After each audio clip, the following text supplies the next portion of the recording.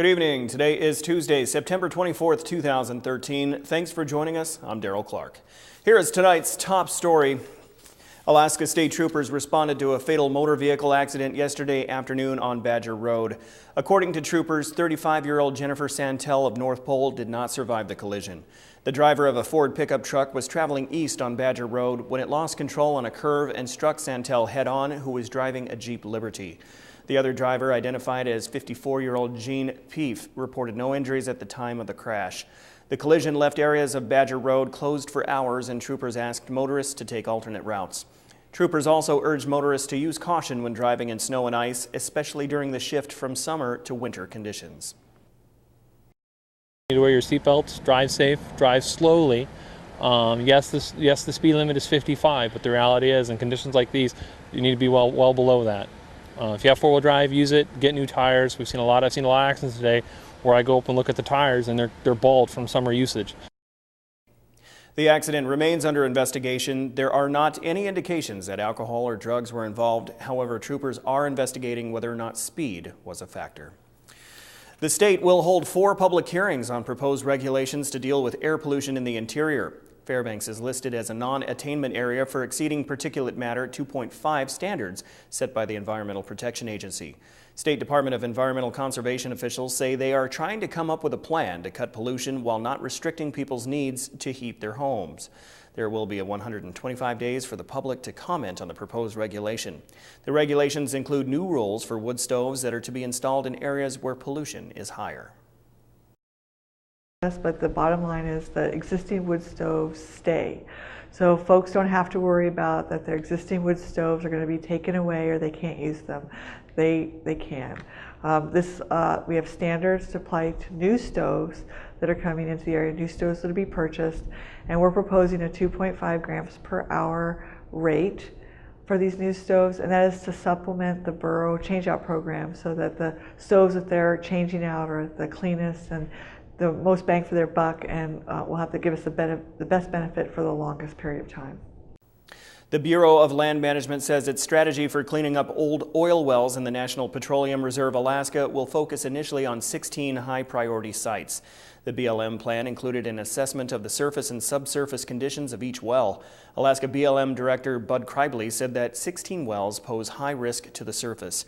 The federal government from the 1940s to the 1980s directed that 136 exploratory wells be drilled in the 35,635 square mile reserve. The BLM says surface cleanup at 3 sites on the Simpson Peninsula could begin next year. A Fairbanks woman charged with attacking a man with a ulu knife pled guilty today in Fairbanks Superior Court. 49-year-old Jenny Marie Pitka is charged with 1 count of felony assault after the September 3rd attack. Pitka allegedly struck a man in the neck with the ulu knife during an argument at Housing First, which is a long-term homeless shelter for chronic inebriates. Trial is scheduled for the case in November. A Nenana man who was charged with multiple counts of felony voter misconduct and falsifying information will not serve any jail time. 65-year-old Gary Finstamacher, also known as Matthew Leeuwenhoek, was sentenced in Fairbanks Superior Court today. He had struck a deal with prosecutors and pled guilty to a misdemeanor charge of unsworn falsification in the 2nd degree. Defense attorneys argued that Finstamacher violated the letter of the law rather than the spirit of the law due to the fact that he had never voted more than once in a single election, nor taken a PFD that he wasn't already entitled to. However, state prosecutors said it was important to discourage the public from using a false identity. It was announced last week that this year's permanent fund dividend would be $900. Residents of the state of Alaska will see that check in the mail or in their bank account on October 3rd. Today, the guest for the weekly Chamber of Commerce was the Chief Executive Officer for the State of Alaska Permanent Fund Program. He told the audience that the current holdings in the program totaled $750 billion. He also went on to say that next year's total would be substantially increased over this year's amount. That the dividend is driven by a 5-year formula, trailing 5 years, and next fall of 2014, 2009 falls out of the equation, and that was the big disaster year. That was a very negative number, so it should be a big boost in the dividend next year. All things being equal, we get through the rest of this year the way we hope. In his speech to world leaders gathering at the United Nations in New York, President Obama reiterated America's commitment in the Middle East. NBC's Jay Gray outside the United Nations in New York with the latest. Ladies and gentlemen, the president's message was direct, at times forceful. The United States will not be the world's police force, but must stay involved, especially in the contentious Middle East. I believe America must remain engaged for our own security, but I also believe the world is better for it. President Obama called on the UN to pass a resolution forcing Syria to destroy its stockpile of chemical weapons and called for serious circumstances if President Bashar Assad does not comply. It will send a powerful message that the use of chemical weapons has no place in the 21st century, and that this body means what it says. Despite rampant speculation, there's been no meeting, not even a head nod or handshake between the president and his newly elected Iranian counterpart, Hassan Rouhani, who addressed the General Assembly this afternoon. Iran seeks constructive engagement with other countries based on mutual respect and common interests, and within the same framework does not seek to increase tensions with the United States. President Obama called on his Secretary of State to meet with the new administration and discuss dismantling Iran's suspected nuclear program. I am directing John Kerry to pursue this effort with the Iranian government. The roadblocks may prove to be too great, but I firmly believe the diplomatic path must be tested. A test that could begin with an historic meeting between Kerry and Iran's foreign minister here later this week. At the UN, Jay Gray, NBC News. And still to come tonight on News Center Final, ceremonies with the military police at Fort Wainwright. Also, a well-known Alaska cruise captain has died. Those stories and more when News Center Final returns. Welcome back to News Center Final. The 472nd Military Police has a new commander who will lead the company to the Pacific Theater. In a ceremony on Fort Wainwright, Captain Michael Roby accepted the task and says the company is a very strong team. Outgoing Commander Captain Kimberly DeFourier says she was proud to serve the company and the soldiers are ready for the mission. About 2/3 of the company have already deployed to Guam. The rest will leave in several days. Their mission is to support Task Force Talon that deployed after North Korea made threats regarding nuclear weapons. The new commander says this deployment will be good experience for the unit.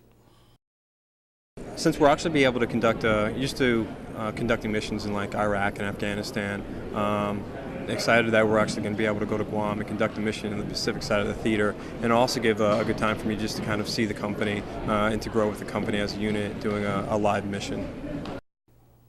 We'll have more on the unit's deployment tomorrow in our military report. Kenya's president declared an end to the 4-day terror siege at Nairobi shopping mall. The number of dead is well into the dozens, as is the number of injured. And officials announced that 3 floors of the mall collapsed, making the search for answers even more difficult. NBC's Brian Moore with more from Washington. You're safe, baby. You're safe. At an airport outside Washington, a tearful homecoming for a woman who survived the bloody attack on a shopping mall in Kenya. You're home. Bendita Malakia was one of the lucky ones. I was eating on the terrace and then you just heard an explosion. Rescued from the Westgate Nairobi Mall in the first hours of a 4-day siege. While Kenya's president declared victory, I report with great sadness that 61 civilians lost their lives in the attack. An additional 6 security officers and 5 terrorists were killed. The total number of casualties, he said, 240. And with 3 floors of the mall collapsed after what amounted to a war, the body count could go even higher. Al-Shabaab, the group claiming responsibility, has threatened this is just the beginning. This is a group that has repeatedly announced its intention, or its would-be intention, to strike at the United States, and not simply abroad, but within U.S. borders as well. An attack a world away that still hits uncomfortably close to home. Brian Moore, NBC News, Washington. Tourism entrepreneur and environmentalist Stan Stevens of Valdez has died at the age of 78. His family says he passed away Saturday. He ran Stan Stevens Cruises in Prince William Sound for years. After the 1989 Exxon Valdez tanker dumped 11 million gallons of oil there, he vowed he would work to protect the Sound from then on. Stevens worked with the oil industry to make sure safeguards against environmental damage were in place. His daughter Colleen said his passion was to share the beauty of the sound with people from around the world, and that he carried hundreds of thousands of people on his charters over the years. Stevens came to Alaska in 1961 and built a home near North Pole. He and his wife, Mary Helen, started a fishing charter business in 1971 that eventually became Stan Stevens Cruises in Valdez. A British adventurer has become the first woman to row solo across the North Pacific Ocean. 28-year-old Sarah Outen arrived at Adak in Alaska's Aleutians Monday after 150 days and 3,750 miles at sea. She left Japan on April 27th and has been at sea for more than 4 months.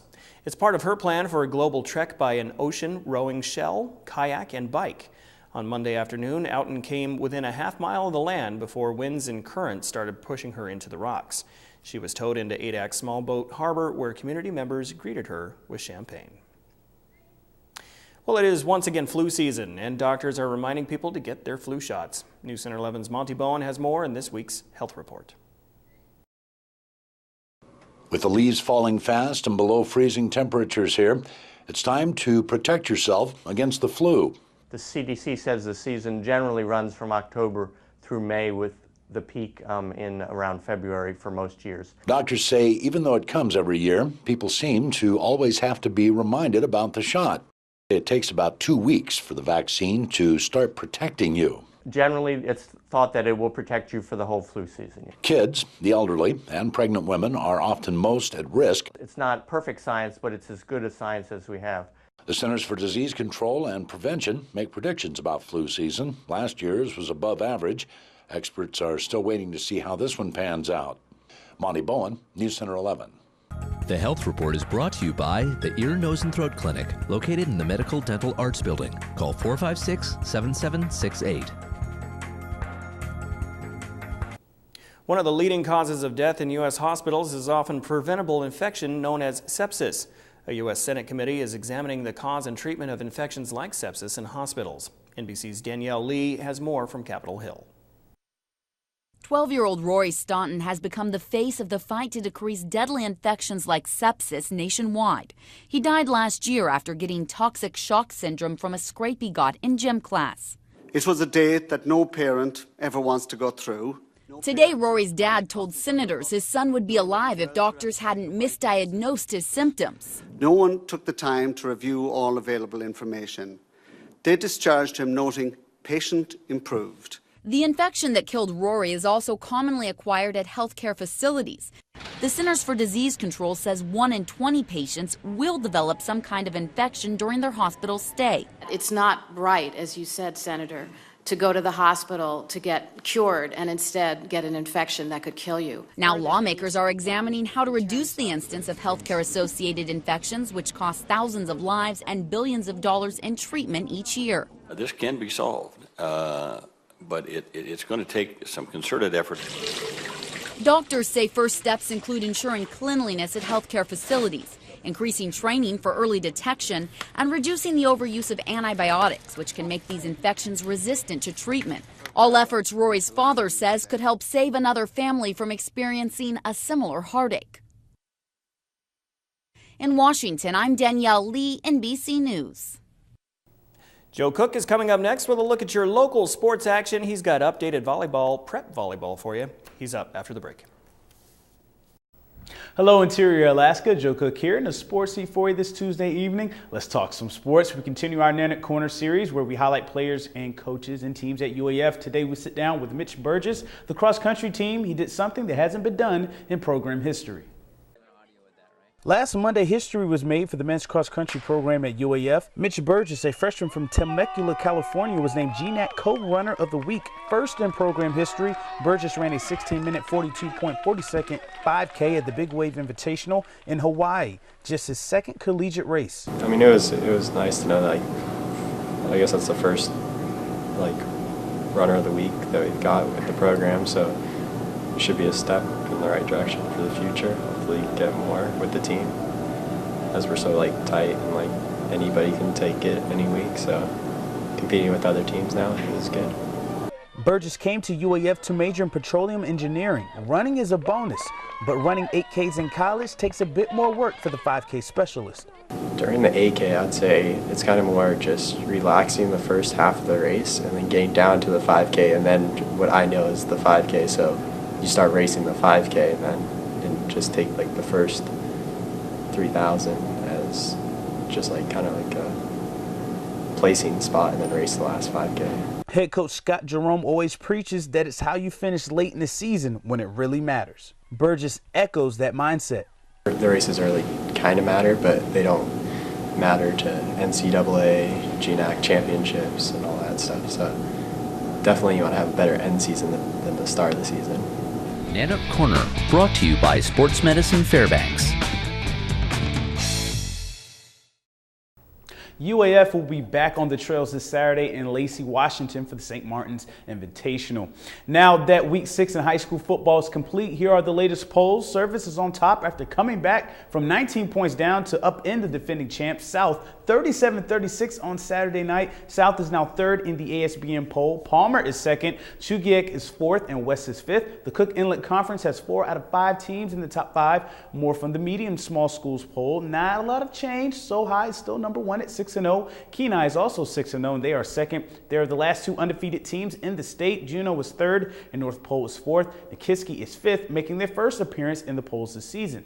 Sticking with high school football, the Monroe Rams face another endurance test a short week. After Friday's 51-8 win over Barrow, they will face visiting Vaz Nisekia tomorrow at 6 p.m. on Kiwanis Field. They'll be hosting that game. Vaz is in his first season playing football in the Greatland. The Cougars are from Fritz Creek, which is near Homer. The Cougars are coming off a 46-6 loss to Nikiski, and they are 2-2 in the conference. The Rams are 3-1 in the Greatland and have earned a playoff spot with their win over Barrow. Monroe has 15 on their roster and had 13 coming into the Barrow game, but finished with 11 players. And some of our local swimmers ripped through the water at the Bartlett Chugiak Invitational in Anchorage over the weekend. North Pole's Martha Hood won the 50-yard freestyle in 25.24 seconds and was second in the 100 butterfly in just over a minute. Tommy O'Donohue of West Valley won his signature event, the 100 breaststroke, in 1 minute, 1.53 seconds, a season best time for him. He's the top-ranked swimmer in that event. Cassidy Heaton was third in the 500 freestyle, and Zoe Thorson was third in the 100 breaststroke. And relays, West Valley took third in the boys and girls 400 freestyle. And the West Valley Wolfpack made their mark in the last season's cross-country meet in the interior recently. In Salsa on Friday evening, the Wolfpack swept the boys and girls divisions with 21 points apiece. In girls division, Delta was second, followed by Lathrop. In the boys division, Delta was second, Allison was third, then Lathrop and Monroe completed the top 5 teams. Gina DeFalco of West Valley won the girls' race in 21 minutes, 12.8 seconds. Brooke Gottmeyer was second, and North Pole's Morgan Conroe came in third. In the boys' race, Eric Hofler and Spencer Heron of West Valley went 1-2. Daniel Tatarenko was third for Delta. This Saturday will be the Region 6 Championships, a qualifier for the state championships. Region